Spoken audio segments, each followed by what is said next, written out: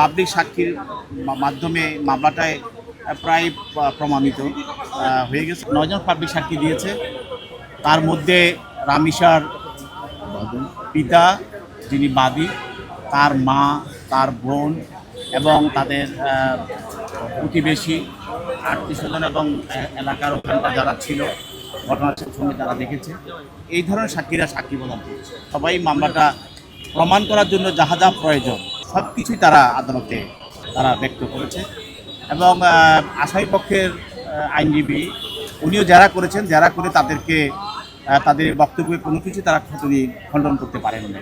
এই ঘটনা যা দেখেছে, যা ঘটনা ঘটেছে, যে অবস্থা যে অবস্থায় দেখেছে সব কিছুই আদালতে বিশদভাবে তারা বলেছে।